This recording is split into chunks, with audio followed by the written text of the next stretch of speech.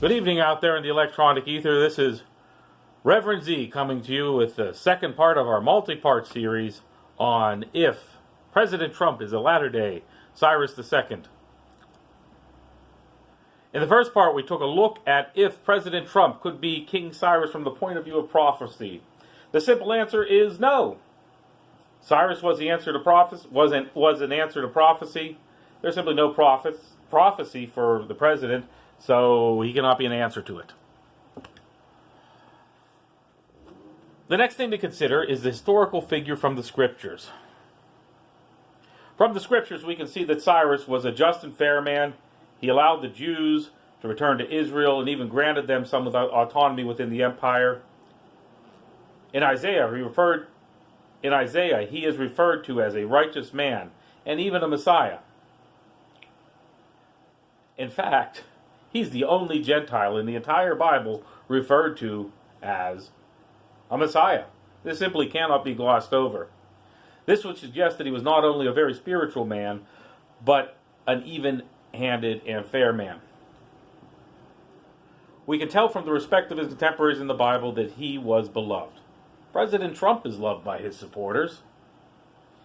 Is he also a just and exceptionally spiritual man? We've all seen Mr. Trump asked about his faith. He deflects, and he has even suggested that his opponents are not very good Christians. Is this how a Messiah would respond to these questions? No. Of course not. How would a practicing Christian who attends church regularly respond to the question about a favorite scripture? Many would say they have several. Some would zoom in on one. Some would say they definitely have a favorite. Even a new Christian would throw out a book of the Bible that they're working on. A Messiah would not dodge the question and pretend that it was silly or suggest that the people that are out to get him don't have a favorite book of the Bible or a favorite scripture either.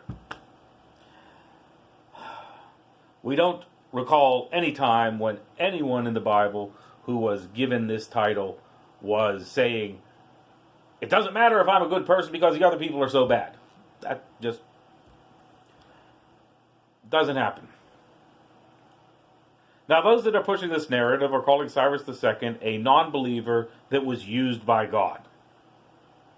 This is a very superficial and shallow view that may, on its surface, look true. Cyrus was no ordinary Gentile according to the scriptures. He was viewed as a kindred spirit and a defender of the faith. The Jewish faith. You know, the people that are opposed to Nazis. The Nazis that, or the neo-Nazis or the fake Nazis or whatever, that our president has said some of whom are very good people. I would have to say that a defender of the Jewish faith would have no problem. Boom. Nazis are bad. Old Nazis, new Nazis, neo-Nazis, Nazis in khakis. All the Nazis are bad. If you cannot come out and say that the Nazis are bad, you don't get to be a defender of the Jews. It's that simple. Heck, if you can't come out and say that Nazis are bad in any form, you don't get to be a defender of decency. This does lead us into a bit of a gray area about Cyrus II. Many scholars would suggest that he was a follower of Zoroaster. This would make him a monotheist and closer to the Jews in his belief than most of the other faiths of the time. We do not know this for sure. Now, I've been very critical of evangelicals that extrapolate too much from the Bible. And in this situation, I'm going to do this just a little bit. Number one, I'm not basing how I act as a Christian or what I accept as Christian on Cyrus's faith. That said, no Christian doubts that Isaiah was called to be one of God's prophets. So a prophet of God has decided that Cyrus was good enough, just enough, moral enough, compassionate enough, and loving enough to be thought as a prophet. To be thought as a Messiah. That says a great deal about the character of King Cyrus. I've listened to videos of 6 different pastors who made this comparison to Cyrus. Each of them admitted the president was flawed. And frankly, Cyrus was flawed as well. He delayed the building of the temple at one point. There were wars that he fought where he killed lots of people. Cyrus was by no means perfect either, so they have some common ground on that front. Now, of these 6 pastors, at least 2 outright doubted that Trump was really Christian at all. Each admitted that he had been dishonest. One of them even came out and said that he was clearly lying about his relationship with God. These are the people that are defending Trump and saying that he has the same level of respect as a Messiah. A Messiah. Let that sink in. Now, every historical account of Cyrus would suggest that he was a man who was faced with difficult troubles and he did the best that he could. I'm not sure history is going to be that kind to our 45th president. It is pretty obvious that Mr. Trump is not on par with Cyrus II in a spiritual setting either. He did recognize that Jerusalem is the capital of Israel. Sure. Frankly, that was fairly obvious. Now, obviously, there are lots of political reasons that you don't want to say that out loud, but Israel's always been the capital of Israel.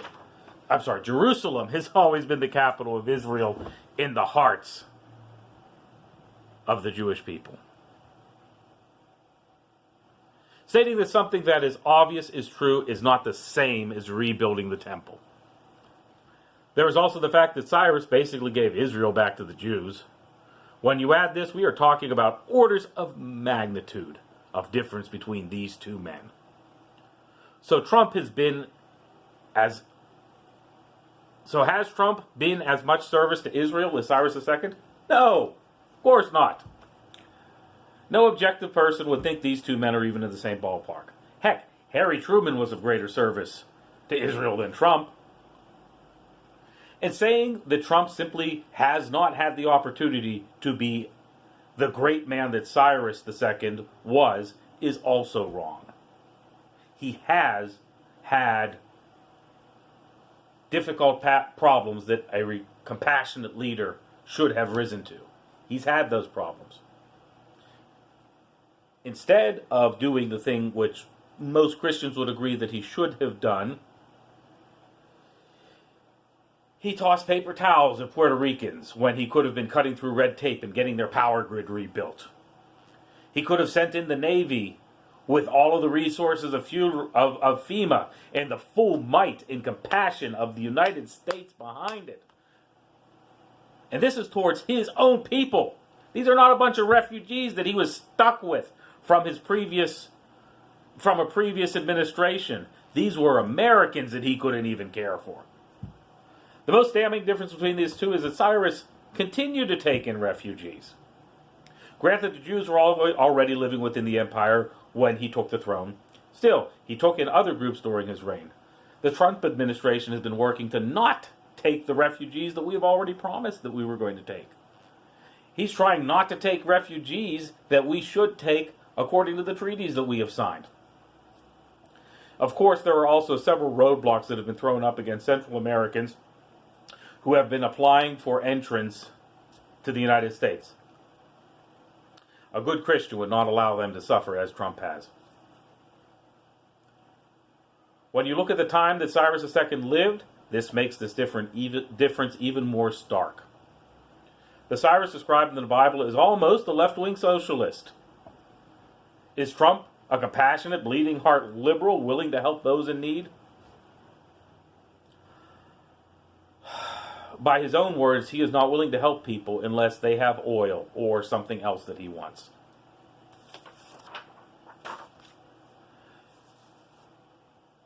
These two men could not be more different on this front. In the next video, we will look at what some think is the most powerful piece of evidence that Trump was called by God. The 45th chapter of Isaiah. Please tune in or click or whatever you do for these things when the end of these videos come up. Please subscribe and like or dislike this video. And if you do dislike this video, say why you don't like it in the comments. Heck, I don't care if you think my hair is silly and that's why you dislike this video. Because I do have ridiculous hair. But if you cannot write down why you disagree with this video, maybe that's the Lord trying to change your heart. Please keep me in your prayers. I will be praying for you. Thank you very much, and I hope you